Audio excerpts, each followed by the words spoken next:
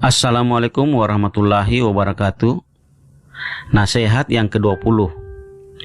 Ucapan tanpa perbuatan. Di madrasah, Syekh Abdul Qadir Al-Jailani rahimakumullah memberikan nasihatnya pada Jumat pagi tanggal 21 Zulqa'dah 545 Hijriah. Telah banyak terjadi kemunafikan di sini, wahai penduduk negeri ini, dan sedikit sekali yang memiliki keikhlasan. Bahkan, banyak orang mengucapkan sesuatu tanpa disertai dengan amal perbuatan. Ketahuilah bahwa yang demikian itu sama sekali tidak bernilai, tidak menguntungkan, bahkan akan mendatangkan kerugian. Jika ucapan tidak disertai perbuatan, hal itu bagaikan rumah tanpa pintu dan tanpa teman, peti yang tidak berisi, pengakuan tanpa bukti, berhala tanpa badan, gambar tanpa ruh, dan bagaikan kaki tanpa tangan. Sebagian besar amalmu seperti jasad tanpa nyawa. Ruh bagi setiap amalan adalah ikhlas, tauhid, dan menjalankan kitab Allah Subhanahu wa Ta'ala dan sunnah Rasulullah Sallallahu Alaihi Wasallam. Janganlah engkau menjadi orang yang lalai dan berbalik. Hendaknya engkau menjadi orang yang mengikuti perintah, menjauhi larangan, dan menerima ketentuan Allah Subhanahu wa Ta'ala. Manusia yang hatinya mendapatkan siraman kedamaian, musyahadah, dan kedekatan adalah orang-orang yang tidak merasakan sakitnya maupun balaknya takdir. Namun, orang-orang seperti ini sangat sedikit jumlahnya. Orang-orang seperti ini melewatkan hari-harinya dengan penuh penderitaan, namun mereka tidak menyadarinya. Dalam keadaan seperti itu, mereka tetap memuji Allah Subhanahu wa Ta'ala dan mensyukurinya. Itulah keadaan para muwahhidin. Mereka disebut muwahhidin karena tidak pernah menentang kehendak dan ketentuan Allah Subhanahu wa Ta'ala. Sebagaimana bencana itu turun kepadamu, bencana-bencana itu juga turun kepada mereka. Tetapi bedanya, mereka bersabar dalam menghadapi bencana itu, dan sebagian yang lain telah fana. Ketika imannya masih lemah, orang akan merasakan sakit. Ketika imannya masih kecil, orang dapat bersabar. Ketika iman menginjak balik, orang dapat menerima. Dan ketika iman telah mencapai tingkatan yang dekat, orang dapat merasa ridha. Dengan ilmunya, ia memandang Tuhannya Azza wa Jalla. Bahkan ketika hati dan nuraninya berada di sisi Allah Subhanahu wa Ta'ala, ia bisa merasakan fana. Di sanalah ia hidup dan bergerak. Allah Subhanahu wa Ta'ala akan membangkitkannya jika dia menghendaki. Allah Subhanahu wa Ta'ala akan mengembalikannya dan menyatukannya jika dia hendak menolongnya. Hal itu terjadi sebagaimana ketika badan yang telah bercerai-berai disatukan kembali pada hari kiamat. Pada saat itu, Allah Subhanahu wa Ta'ala mengumpulkan tulang, daging, dan rambutnya, kemudian memerintahkan kepada malaikat Israfil untuk meniupkan nyawa kepadanya. Tanpa seorang perantara pun, Allah Subhanahu wa Ta'ala mengembalikan mereka. Dia membuat mereka fana dengan pandangannya, dan dia membuat mereka kembali dengan pandangannya pula. Selama engkau masih mempunyai kehendak bersama kekasihmu, engkau tidak akan memiliki rasa muhabbah atau cinta. Hendaknya engkau tidak bersibuk dengan dunia, akhirat, atau makhluk dan melupakan Sang Pencipta. Tidak setiap orang bisa mengaku aku memiliki cinta, karena sesungguhnya cinta Allah Subhanahu wa Ta'ala bukanlah sesuatu yang mudah. Sangat banyak orang yang mengaku menjadi kekasih Allah Subhanahu wa Ta'ala, padahal sesungguhnya orang itu jauh darinya. Banyak pula orang yang tidak mengaku menjadi kekasihnya, padahal sesungguhnya ia berada di sisinya. Jangan sampai engkau menghina seorang kaum muslimin pun. Ketahuilah bahwa sesungguhnya pada diri mereka tersembunyi rahasia Allah Subhanahu wa Ta'ala. Janganlah engkau bersikap sombong terhadap hamba-hamba Allah Subhanahu wa Ta'ala, tetapi bersikaplah tawadduh kepada mereka. Hendaknya engkau sadar akan kelalaianmu. Engkau dalam kelalaian amat sangat, padahal sesungguhnya engkau seolah-olah telah dihisap, telah menyeberangi sirat, dan dimasukkan ke surga. Dan seolah-olah engkau telah melihat tempat tinggalmu di surga. Sungguh, semua ini merupakan tipuan belaka. Setiap orang darimu merupakan orang yang durhaka kepada Allah Subhanahu wa taala dengan kedurhakaan yang amat sangat. Namun demikian, engkau adalah orang yang tidak pernah menyadari kedurhakaanmu itu, dan engkau tidak juga bertobat kepadanya. Janganlah engkau mengira bahwa dosa-dosamu itu akan dilupakan. Ketahuilah bahwa dosa-dosamu itu tertulis dalam catatan amalmu dengan tanggal dan waktu yang tepat. Dosa besar maupun dosa kecil, semuanya tentu akan dihisap dan dibalas. Hendaknya engkau menyadari sekarang, wahai orang yang lupa. Bangunlah wahai orang yang tidur. Carilah dengan sungguh-sungguh rahmat Allah Subhanahu wa taala. Orang yang banyak melakukan kedurhakaan dan banyak melakukan kesalahan namun tidak menyesal dan tidak mau bertobat, berarti orang itu telah menginginkan kekufuran. Tidak ada yang engkau takuti, wahai dunia tanpa akhirat, wahai makhluk yang tanpa khalik, tetapi engkau takuti hanyalah kefakiran, dan yang engkau harapkan hanyalah kekayaan. Celaka engkau, ketahuilah bahwa rezeki itu sesungguhnya telah selesai dibagi. Ia tidak akan bertambah dan tidak pula berkurang. Engkau masih ragu dengan tanggungan Allah Subhanahu wa taala, padahal rezeki itu tidak akan maju atau mundur. Engkau masih mencari apa yang tidak dibagikan untukmu. Engkau masih rakus. Engkau tidak menghadiri majelis-majelis kebaikan dan mendatangi ulama karena kerakusanmu lah yang telah menghalangimu. Engkau merasa khawatir kalau keuntunganmu berkurang dan penghasilanmu menurun. Siapakah yang memberimu makan sewaktu engkau masih bayi di perut ibumu? Keyakinanmu pada semua makhluk, dinar, dirham, perdagangan, dan penguasa, engkau begitu percaya pada semuanya itu. Tuhanmu adalah segala sesuatu yang engkau sadari. Tuhanmu adalah segala sesuatu yang engkau takuti dan engkau harapkan. Tuhanmu adalah segala sesuatu yang engkau anggap dapat memberi manfaat atau bahaya. Padahal sesungguhnya semua itu ada dalam genggaman Allah Subhanahu wa taala. Mengapa engkau tidak melihatnya? Tidak lama lagi engkau akan mengetahui keadaanmu. Segala sesuatu yang engkau yakini selain Allah Subhanahu wa taala akan Dia ambil seperti telinga, mata, kekuatan, dan harta. Allah Subhanahu wa taala yang akan memutuskan antara dirimu dengan makhluk. Mereka akan mengikat kedua tanganmu, menghinamu, dan menutup pintu di depanmu. Mereka akan mempermainkan dirimu dari pintu ke pintu dan tidak memberimu sesuatu pun walau hanya sesuap nasi. Mereka akan marah kepadamu. Jika engkau meminta kepada Allah Subhanahu wa taala, engkau tidak akan diberi karena engkau telah menyekutukan sesuatu dengannya. Kepada selain Allah Subhanahu wa taala engkau berpegang. Kepada selain Dia engkau telah mencari kenikmatan. Bahkan engkau telah menggunakan semuanya itu untuk mendurhakainya. Betapa banyak orang semacam ini. Di antara mereka memang ada yang kemudian bertaubat, dan Allah Subhanahu wa taala pun menerima taubat mereka dan memandang mereka dengan pandangan rahmat. Bahkan dengan kemurahan dan kelembutan mau bergaul dengannya. Bertobatlah wahai hamba Allah. Kalian adalah orang-orang yang harus bertobat. Wahai para ulama, fuqaha, zuhad, dan ubad, keadaan kalian telah aku ketahui. Telah dibukakan kepadaku hidup dan mati kalian. Pada saat semuanya masih samar, aku hanya memperhatikan harta bendamu.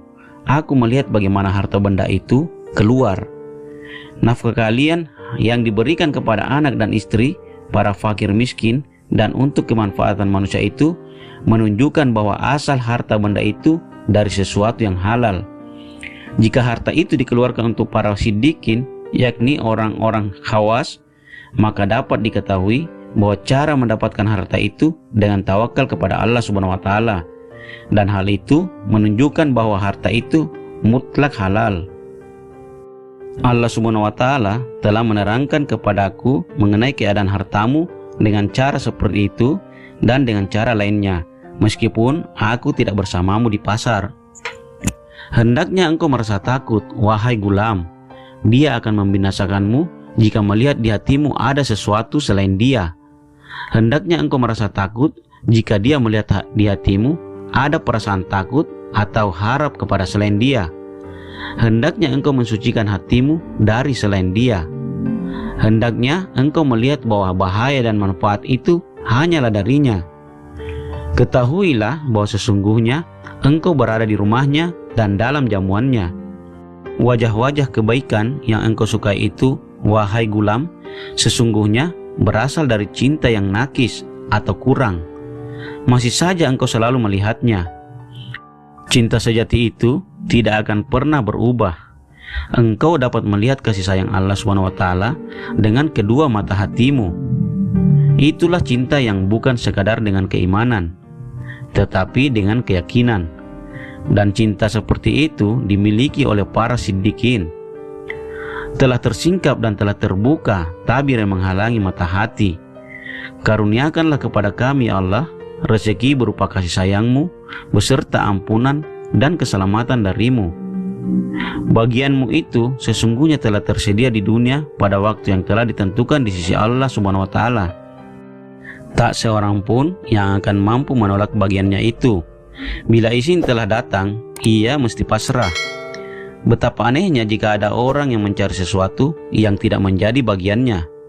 Betapa anehnya jika ada orang yang mencari bagiannya tanpa seizin Allah Subhanahu wa Ta'ala. Engkau telah keluar dari kebodohanmu, wahai gulam, jika engkau berpaling dari pintu makhluk dan menghadap ke pintu Khalik.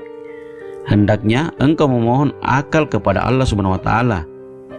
Jika kepada para wali Allah dunia datang, mereka akan berkata, "Hai dunia, janganlah kamu menipu kami. Kami telah mengenalmu. Janganlah kamu menguji kami. Keadaanmu telah kami ketahui. Janganlah kamu menggoda kami. Uang yang ada padamu itu hanyalah semu. Hiasan yang ada padamu itu tidak lebih dari sekadar patung kayu yang tidak bernyawa. Kelahiranmu tidak bermakna. Pandanganmu tidak ada gunanya. Pandangan yang berguna adalah untuk memandang akhirat. Karena para wali itu mengetahui cacat dunia, mereka pun segera meninggalkan jika mendapatkannya. Bersama para malaikat di bumi, mereka lebih suka menyendiri di hutan dan di gua. Ketika itu, para malaikat dan jin datang kepada mereka dengan bentuk maupun rupa yang mereka kehendaki. Pada mulanya, seorang murid yang bersungguh-sungguh dalam mencari Al-Haq Azza wa Jalla merasa sempit ketika memandang makhluk atau mendengar pembicaraan mereka, apalagi ketika memandang dunia. Ia benar-benar tidak mampu memandang makhluk, seolah-olah hati, akal, dan matanya pergi. Senantiasa ia merasa mabuk hingga mencium aroma kedekatan dengan Allah Subhanahu wa Ta'ala. Pada saat itulah dia akan tersadar. Kemudian akan datang kepadanya keteguhan dan kelapangan terhadap makhluk jika telah sempurna ketauhidan, keikhlasan, dan kemarifatannya terhadap Tuhannya. Demikian juga ilmu dan mahabbahnya. Kemudian datanglah kepadanya kekuatan dari Allah Subhanahu wa Ta'ala. Dengan kekuatan tersebut, ia akan memiliki kekuatan untuk menghadapi makhluk demi kemaslahatan mereka, tanpa mengurangi kesibukannya dengan Allah Subhanahu wa Ta'ala meskipun hanya sesaat. Akan lari dari makhluk orang yang tengah belajar zuhud. Namun demikian, jika telah sempurna zuhudnya, ia tidak akan peduli dan tidak akan lari dari mereka. Bahkan karena ia telah mengenal Allah Subhanahu wa Ta'ala, ia akan mencari mereka. Tidak akan lari atau takut kepada sesuatu selain Allah Subhanahu wa Ta'ala bagi orang yang mengenalnya. Terhadap orang-orang fasik dan pendurhaka, seorang pemula akan mencarinya. Betapa tidak, karena semua obat ada padanya. Itulah sebabnya sebagian dari mereka berkata, hanyalah orang yang telah marifat yang bisa tersenyum di depan orang fasik. Orang yang dapat menjadi petunjuk jalan yang menyelamatkan manusia dari lautan dunia hanyalah orang yang sempurna kemarifatannya kepada Allah Subhanahu wa Ta'ala. Allah Subhanahu wa Ta'ala mengaruniakan kekuatan kepadanya, sehingga dengan kekuatan itu ia dapat mengalahkan iblis beserta pasukannya dan menyelamatkan manusia dari tipu dayanya. Datanglah kemari dan dengarkanlah apa yang aku katakan, wahai orang-orang yang menyendiri dengan kesuhudan dan kebodohannya. Wahai orang-orang yang zuhud di muka bumi, datanglah dan hancurkanlah tempat peribadatanmu, dan mendekatlah kalian kepadaku. Sungguh, tanpa sadar engkau telah duduk dalam kesendirianmu. Engkau tidak akan mendapatkan sesuatu apapun. Majulah kalian untuk mengambil buah hukum itu. Semoga Allah Subhanahu wa Ta'ala mengaruniakan rahmatnya kepadamu. Dengan kedatanganmu itu, aku tidak menginginkan kebaikanku, tetapi semata-mata untuk kebaikanmu. Engkau mempunyai keperluan, wahai gulam, dan tanpa sadar engkau akan berpayah-payah sehingga engkau mempelajari cara-cara kerjanya. Apa yang engkau lakukan itu adalah membangun sekaligus menghancurkannya 1000 kali, sehingga engkau telah mengokohkannya agar tidak dapat dirobohkan. Engkau sibuk dengan membangun dan membinasakannya, padahal Allah Subhanahu wa Ta'ala akan membangunkan untukmu sesuatu yang tidak akan binasa.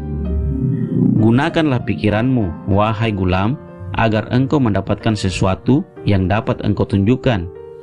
Hendaknya engkau mengikuti para pendiri Al-Haq Azza wa Jalla. Layanilah mereka dengan diri dan hatimu jika engkau bertemu dengan mereka. Terdapat tanda-tanda dan aroma pada diri para pencari yang benar. Pada wajah mereka terdapat tanda yang jelas terlihat. Hanya saja matamu tidak melihatnya dan engkau tidak dapat memahaminya, antara yang sidik dengan yang zindik. Engkau tidak bisa membedakannya. Engkau juga tidak bisa membedakan antara yang halal dan yang haram, antara racun dan bukan racun, antara musyrik dan muwahhid, antara muhlis dan munafik. Engkau juga tidak bisa membedakan antara orang yang taat dengan orang yang durhaka, antara pencari Allah dan pencari makhluk. Hendaknya engkau melayani para guru yang mengerjakan amalan dengan ikhlas, agar mereka memberitahukan segala sesuatu kepadamu sebagaimana mestinya. Hendaknya engkau berusaha untuk ma'rifat kepada Allah Subhanahu wa Ta'ala. Engkau akan mengenal selain Dia jika engkau telah mengenalnya. Oleh karena itu, hendaknya engkau mengenal Dia dan mencintainya. Pandanglah Ia dengan mata hatimu bila mana engkau telah melihatnya dengan mata kepalamu. Engkau tentu akan mencintainya manakala engkau telah melihat kenikmatan darinya.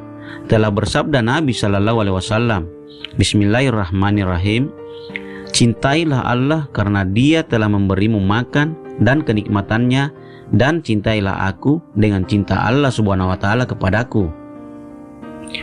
Sesungguhnya Allah Subhanahu wa Ta'ala telah menyuapimu, wahai gulam, dengan berbagai kenikmatannya sejak engkau masih berada di perut ibumu, bahkan setelah engkau dilahirkan dari perut ibumu.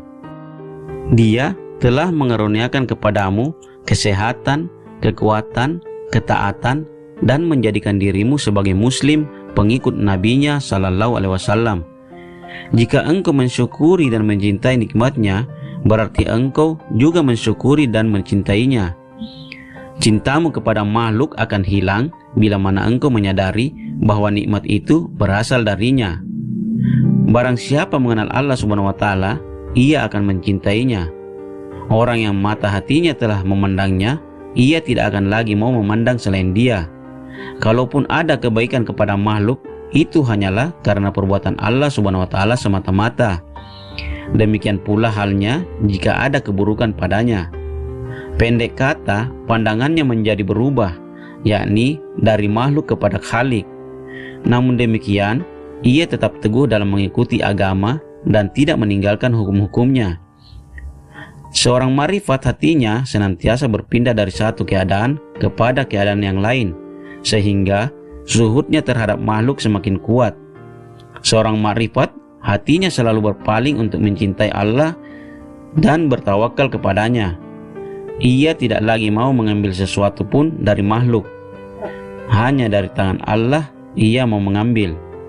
Akalnya lebih baik dibandingkan orang lain, dan akalnya itu merupakan pemberian dari Allah Subhanahu wa Ta'ala. Takutlah jika kematian datang sedangkan engkau masih dalam keadaan seperti itu, wahai orang yang membutuhkan makhluk dan bersekutu dengan mereka. Karena kemurkaannya kepada orang yang musyrik, Allah Subhanahu wa Ta'ala tidak akan membukakan pintunya untuk ruhnya, bahkan Dia tidak mau memandangnya.